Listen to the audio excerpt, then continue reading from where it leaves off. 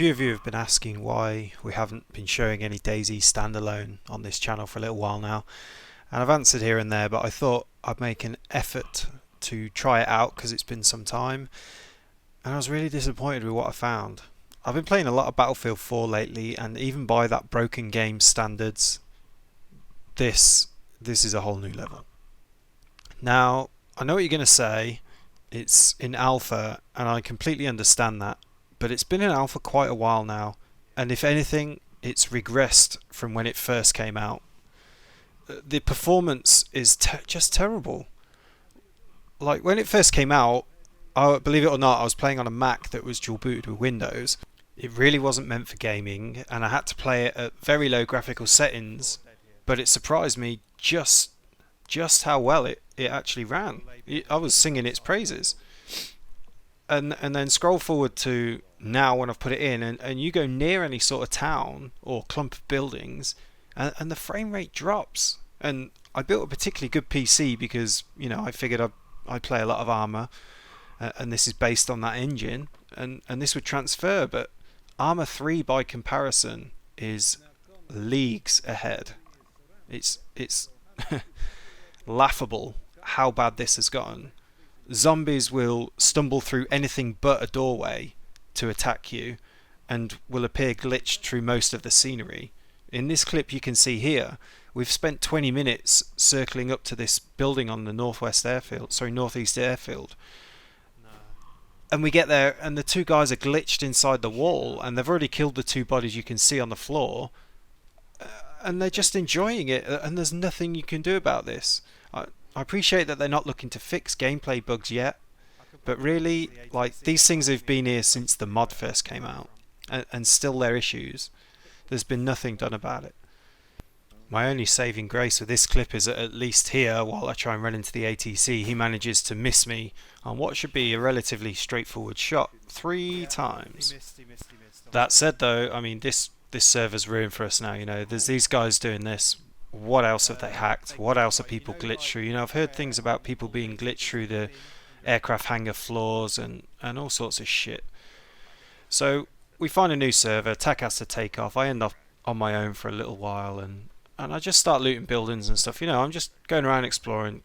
There's been a few new items of clothing and stuff, and really for me that's kind of it, you know. Considering the PC I bought will run Armour 3 with everything maxed out at a very good frame rate, when I run this I have to turn most things off. I can just about run what I feel is an acceptable frame rate at 1080p resolution, and I don't know, man, that just is not good enough in my opinion.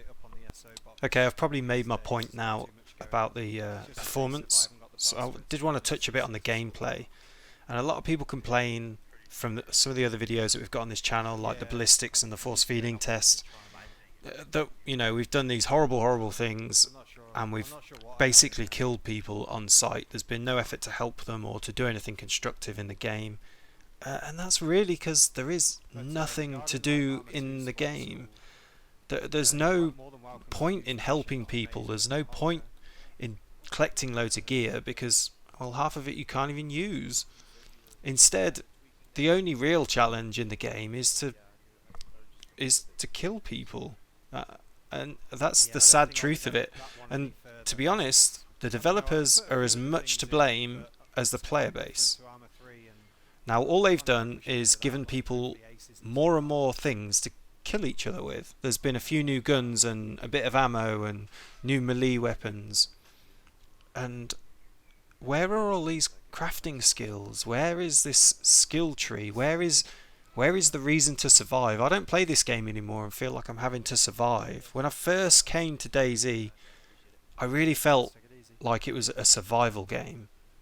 I mean, there's just an abundance of crap everywhere, and you don't need hardly any of it. And why should you? Because all you're going to have to do is walk to another building. That's it. That's all there is to do. There is no common goal. There is no helping somebody out.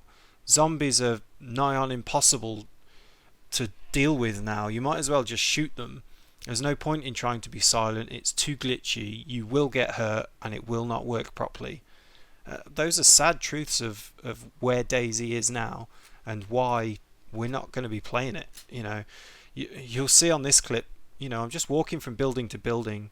Even in the busy parts, we started up in the northeast where people spawn. We'd been all the way through Berenzino. We went to the airfield, and when we switched servers, we came back there. Nobody. These places were just boring. I touched on the melee combat a moment ago, and honestly, in the armor engine, I don't think it's ever going to work properly. It's really not. It's so broken now. And, maybe that's not their fault. And maybe Rocket has realised it quite some time ago. And that's why, I don't know what you think, but I think his interest in this whole project has really waned.